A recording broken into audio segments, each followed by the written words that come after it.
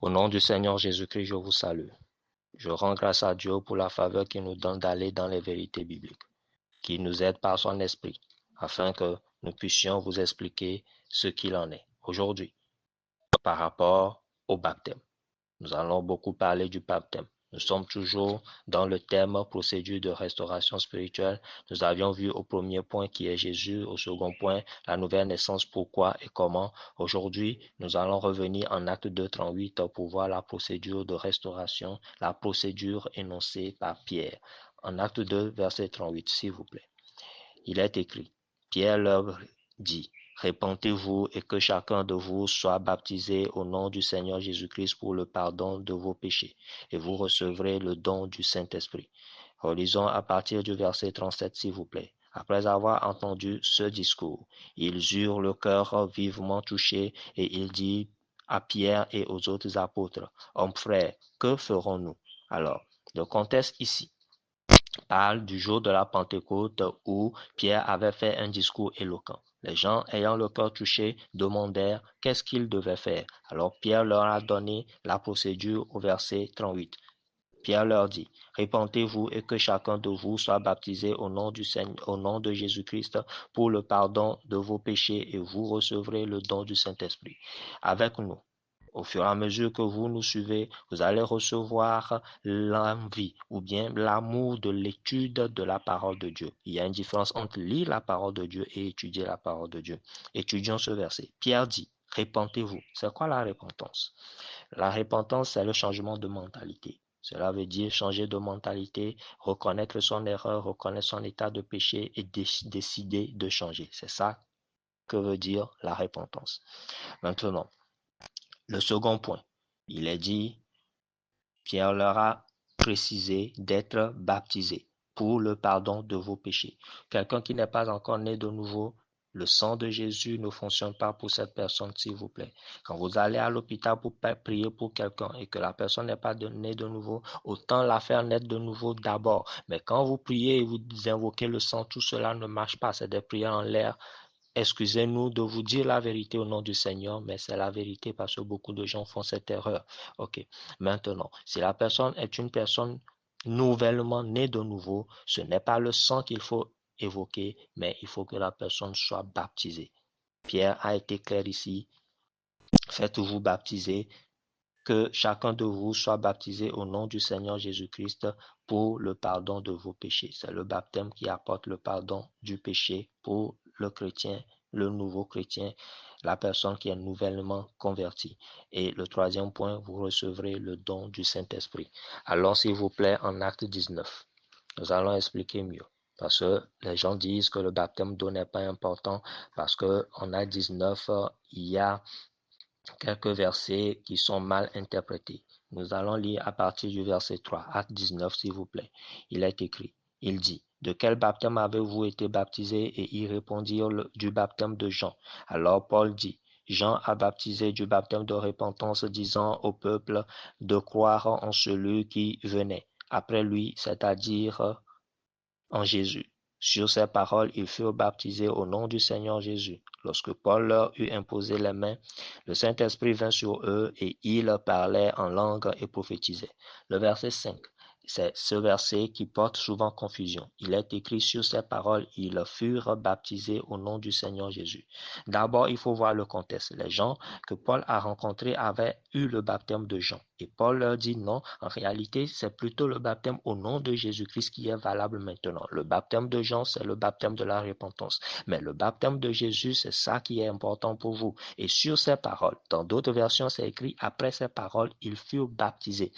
Mais ici, en Louis II, les gens prennent ce prétexte pour dire que c'est les paroles que Paul a prononcées qui les ont baptisés. Donc, il parle du baptême de Saint-Esprit, alors que c'est faux. Ici, c'est très bien dit.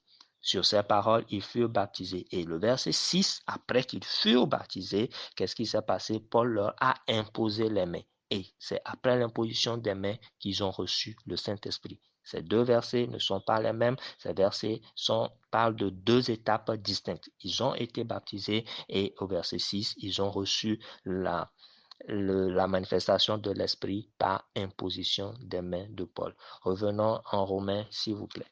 Toujours en Actes, mais au chapitre 8, s'il vous plaît. Acte 8. Nous allons voir par rapport à l'eunuque éthiopien et au diacre Philippe. Nous allons lire Acte 8, le verset 36 à 38.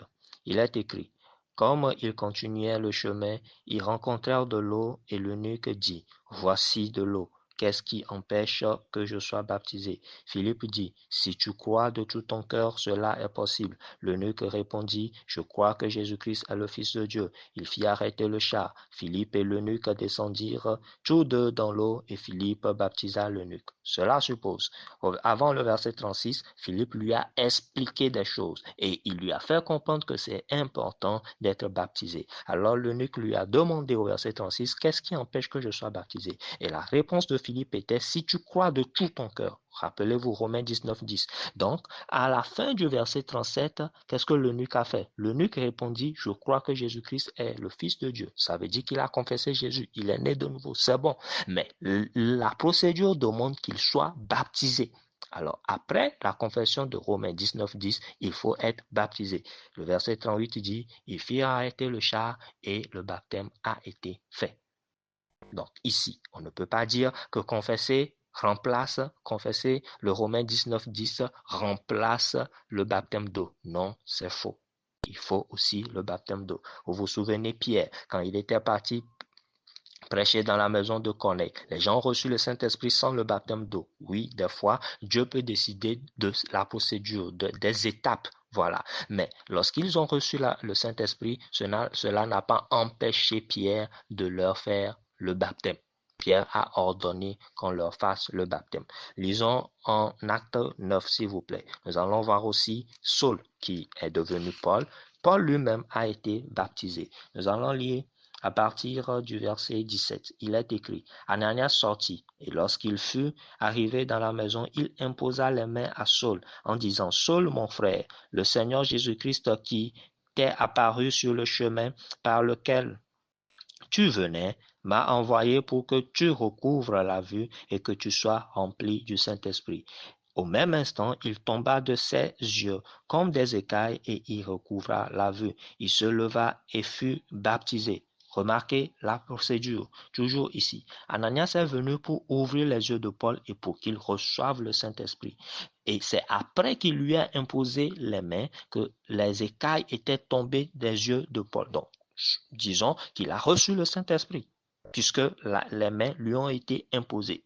Mais après cela, le verset 18, au même instant, il tomba de ses yeux comme des écailles et il recouvra la vue. Il se leva après l'imposition des mains et fut baptisé. C'est quel baptême?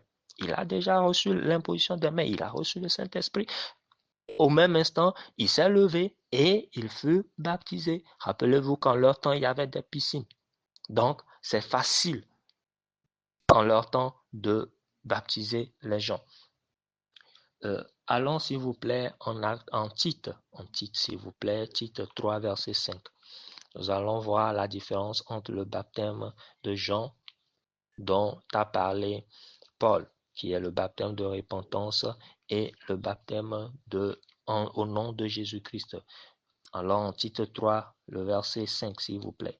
Il est écrit, il nous a sauvés, non à cause des œuvres de justice que nous aurions faites, mais selon sa miséricorde par le baptême de la régénération et le renouvellement du Saint-Esprit. Il y a deux choses distinctes ici. Le baptême de la régénération. Le baptême au nom de Jésus est le baptême de la régénération. Le baptême de Jean est le baptême de la repentance. Régénération parce que nous avions perdu quelque chose dans le temps au jardin d'Éden et qu'il faut régénérer. Rappelez-vous, et nous avons perdu le Saint-Esprit et il faut que nous recevions la vie éternelle. Et voilà, dans ce verset, il est bien dit, relisons, il nous a sauvés non à cause des œuvres de justice que nous aurions faites, mais selon sa miséricorde par le baptême de la régénération d'abord et le renouvellement du Saint-Esprit. Baptême de régénération et Saint-Esprit, deux choses distinctes. C'est très important que nous comprenions cela. Allons s'il vous plaît en Éphésiens 5, toujours pour mettre l'accent sur le baptême de l'eau. Éphésiens 5, verset 26, il est écrit. Nous allons lire à partir du verset 25. Marie, aimez vos femmes comme Christ a aimé l'Église et s'est livré lui-même pour elle, afin de la sanctifier par la parole, après l'avoir purifiée par le baptême. Suivez bien le verset 26. Afin de la sanctifier par la parole. La sanctification vient par la parole, mais après quoi? Après l'avoir purifiée par le baptême d'eau. Le baptême d'eau vient d'abord. C'est important. Le baptême d'eau nous apporte la purification pour les chrétiens nouvellement nés de nouveau. Après cela, nous confessons, nos péchés nous sont pardonnés. Le sang de Jésus nous purifie. Mais à la nouvelle naissance, il est très important que nous fassions le baptême de l'eau. C'est pour cela que certaines personnes n'ayant pas fait le baptême, malgré qu'ils aient confessé Jésus-Christ depuis 10 ans, 20 ans, vous allez constater qu'ils ont toujours leur vieil homme qui est vivant. Le vieil homme continue par les mener dans l'adultère, dans le vol, dans le mensonge, voilà, parce qu'ils n'ont pas fait le baptême d'eau. Et qu'est-ce que ça veut dire le baptême d'eau? Lisons s'il vous plaît Romains. Romains 6, versets 3 et 4. Nous allons voir ce que le baptême fait. Romains 6, versets 3 et 4. Il y est écrit, ignorez-vous que nous tous qui avons été baptisés en Jésus-Christ, c'est en sa mort que nous avons été baptisés. Nous avons donc été ensevelis avec lui par le baptême en sa mort, afin que comme Christ est ressuscité des morts par la gloire du Père, de même nous aussi, nous marchions en nouveauté de vie. Voilà, nous avons été ensevelis avec lui par le baptême en sa mort. Le baptême de l'eau, lorsqu'on nous immerge, est la mort que nous avons en Christ et la mort que nous avons par rapport à notre vieil homme. Et lorsque on nous relève de l'eau, nous sommes ressuscités avec Christ. Voilà, c'est pour cela que le vieil homme des gens qui n'ont pas été baptisés demeure. Mais il y a certaines personnes qui ont été bel et bien baptisées, mais qui vous a fait le baptême? Si la personne n'est pas en condition, si la personne n'était pas en communion avec Dieu, si la personne même est un faux homme de Dieu, le baptême n'aura pas de valeur parce que, rappelez-vous, les dons spirituels, il y a des dons qu'on obtient par transmission. Alors la personne qui doit faire le baptême doit être en condition. Et vous aussi, vous devez connaître la parole de Dieu. C'est pour cela il est important d'avoir la foi. Parce que si vous n'avez pas la foi, le baptême là n'aura pas d'effet. C'est pour cela qu'on enseigne des gens dans et les églises avant le baptême. Mais s'il vous plaît, ce n'est pas une affaire de mois, d'années avant que les gens fassent le baptême. Philippe et l'eunuque éthiopien, quand ils se sont rencontrés, n'ont pas fait des jours avant que l'eunuque ne soit baptisé. Vous pouvez expliquer la chose à la personne. Dans la même journée, si la personne comprend. Dans la même semaine, si la personne comprend très bien et veut réellement et comprend la procédure, la personne peut être baptisée. Voilà. Et c'est pour ça, si la personne, l'officiant qui vous a fait le baptême, n'a pas bien fait le baptême, qu'est-ce qui arrive? Les maladies héréditaires continuent par agir dans vos vies. Les malédictions héréditaires continuent par agir. Pourquoi? Parce que le baptême a été mal fait. La question de savoir, est-ce qu'il faut refaire le baptême? Je ne vais pas répondre aujourd'hui, mais je peux vous dire quand même qu'on peut réactiver les avantages du baptême. Si vous voyez qu'il y a des problèmes qui persistent après que vous ayez fait votre baptême, si l'homme de Dieu connaît la parole de Dieu, il va vous donner la bonne solution. Nous allons maintenant voir le volet immersion ou aspersion. Le baptême, en réalité, c'est un mot qui veut dire immerger dans, plonger dans. Le baptême n'est pas une aspersion. Dans les textes grecs, dans les textes originaux, puisque le Nouveau Testament a été écrit en grec, le mot baptiser vient d'un mot qui veut dire immerger. Ce n'est pas aspersion. Ce n'est pas asperger. D'où vient l'aspersion? Nous allons vous faire un peu d'histoire, mais pas trop. Il y a un monsieur, l'empereur Constantin, en 304-306 après Jésus-Christ. C'est ce monsieur qui a, on peut dire, donné la liberté de religion et qui a facilité la religion chrétienne à Rome. C'est pour cela aujourd'hui on pense que Rome est le siège de la religion chrétienne alors qu'il était un des rois On peut dire cela puisqu'il y avait 4 dirigeants de l'Empire romain en leur temps. Et il fallait faire des guerres pour pouvoir conquérir les espaces, les territoires occupés par les autres. Donc l'empereur Constantin allait faire la guerre à celui qui régnait sur la ville de Rome. Et en allant, il dit qu'il aurait vu le signe des chrétiens. Le signe des chrétiens, c'est un signe qui se faisait parce que dans le temps, les chrétiens étaient persécutés. On les tuait et on leur interdisait d'exercer leur religion. Alors, ils se cachaient dans des grottes, dans des tombes pour pouvoir adorer leur Dieu et adorer le Seigneur Jésus. Alors, qu'est-ce qui s'est passé? Le monsieur, quand il allait à la guerre, a dit qu'il a trouvé le signe, puisque le signe permettait aux chrétiens de se retrouver, de se reconnaître, parce que vous ne pouvez pas vous afficher comme cela, comme un chrétien. Donc, comme lui, il aurait vu le signe, il a dit s'il revenait de cette guerre victorieux, il allait devenir chrétien. D'une manière ou d'une autre, il a gagné. Ce n'était pas une victoire spectaculaire, mais il a gagné. Et à son retour, il a libéralisé la religion. Il a demandé que les gens adorent sans avoir peur. Et c'est là que le christianisme, on parle ainsi de l'édit de Milan. C'est cet édit-là, ce décret-là qui a permis aux chrétiens de pouvoir adorer librement. Voilà. Ce empereur est devenu chrétien, mais n'a pas laissé les pratiques païennes. Et c'est lui qui présidait les cultes. Il s'arrangeait pour que certains rites païens soit infiltré ou bien soit inculqué à la religion chrétienne. Ce qui fait qu'il y a certaines choses. Aujourd'hui, vous voyez une église, vous connaissez certaines églises où on peut continuer par aller vers les idoles et continuer à venir à l'église.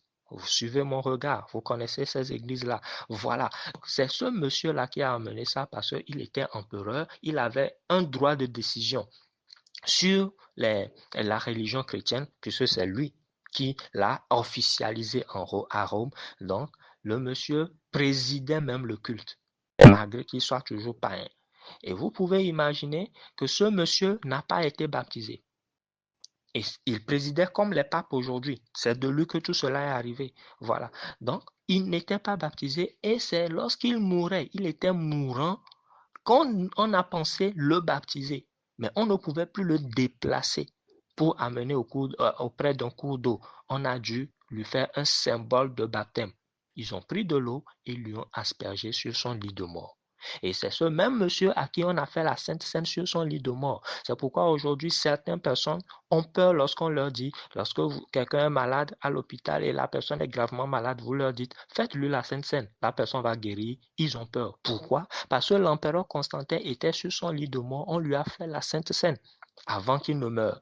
Donc, c'est dans leur intelligence, dans l'intelligence des gens aujourd'hui, que lorsqu'on vous fait la Sainte Seine, vous allez mourir. Alors que c'est faux, c'est une hérésie. C'est ce empereur-là, c'est à cause de lui que ces choses-là sont rentrées dans la croyance chrétienne. Nous allons vous donner une image. Nous prenons l'exemple de nos frères chrétiens qui se déchaussent avant de rentrer dans leur église. Il y a les musulmans aussi qui font ça, ils se déchaussent. Imaginez qu'il y a un riche qui vient dans leur église ou bien à la mosquée et qui dit que lui ne peut pas se déchausser. Un président par exemple. On lui dit non, il faut forcément se déchausser, il dit non. Donc, à la rigueur, compromission, les dirigeants de l'église ou bien les dirigeants de la mosquée disent, bon voilà, vous pouvez quand même garder vos chaussettes, mais s'il vous plaît, déchaussez-vous. Si la personne rentre dans la mosquée ou bien dans l'église où on ne rentre pas avec les pieds chaussés et il rentre avec les chaussettes, qu'est-ce qui va se passer? La bêtise humaine, surtout avec les jeunes chrétiens, les gens vont commencer par copier cela. Ça veut dire que dans les mois qui vont suivre, comme on a laissé quelqu'un rentrer avec chaussettes, les autres aussi vont vouloir rentrer avec des chaussettes. Maintenant, imaginez que cela se fasse pendant 100 ans, pendant 1000 ans, pendant 2000 ans. Qui va croire après 2000 ans qu'en réalité, ça ne se faisait pas et que c'était une exception qu'on a fait à ce président-là et ça a introduit l'erreur dans l'Église. Les compromis, au temps de ce empereur-là, beaucoup de compromis ont été faits. Et c'est ça qui a altéré la foi chrétienne parce qu'aujourd'hui les gens se disent non, que ce que nous sommes en train de faire, c'est vrai, l'aspersion, c'est vrai, alors qu'on ne connaît pas l'histoire. Les gens me diraient non, c'est la Bible, donc il faut seulement lire la Bible. Est-ce que la Bible n'est pas une histoire? Genèse, c'est quoi? Exode, c'est quoi? Toute la Bible, même les évangiles, c'est quoi? C'est des histoires en lesquelles nous avons cru, nous avons eu foi. Donc ne dites pas que vous ne voulez pas connaître l'histoire. Sans quoi la religion va vous manipuler. Donc, c'était juste pour vous dire qu'en réalité, l'aspersion n'existait pas. Le baptême veut dire l'immersion. Mais c'est ce roi-là, exceptionnellement, qui a eu le baptême par aspersion parce qu'il ne pouvait plus se lever, il était mourant. Et c'est pour ça que l'aspersion est rentrée dans les rituels ou bien dans les cérémonies religieuses chrétiennes, ce qui est une erreur. Ok. Le troisième point, acte 2, verset 38, nous avons vu d'abord la repentance, secondo, le baptême, et tertio, la réception du Saint-Esprit. Je ne vais pas trop m'attarder dessus parce que nous allons revenir dans les mois prochains sur la réception du Saint-Esprit, comment on reçoit le Saint-Esprit, et nous allons vous donner assez d'explications pour que vous compreniez. Mais retenez la procédure, il faut la repentance, il faut le baptême par immersion dans l'eau. Oui. Et tertio, nous recevons le Saint-Esprit. Par rapport au Saint-Esprit, rappelez-vous que Dieu peut décider de quand est-ce que la personne peut recevoir le Saint-Esprit. Mais cela n'empêche pas que la personne soit baptisée. Le baptême apporte le pardon et l'enlèvement des malédictions héréditaires, accorde le pardon à celui qui reçoit le baptême d'eau par immersion. Que Dieu vous bénisse. J'espère que vous avez compris. Le Saint-Esprit même vous convaincra de cette vérité. Appelez-moi sagesse, que la paix vous soit multipliée.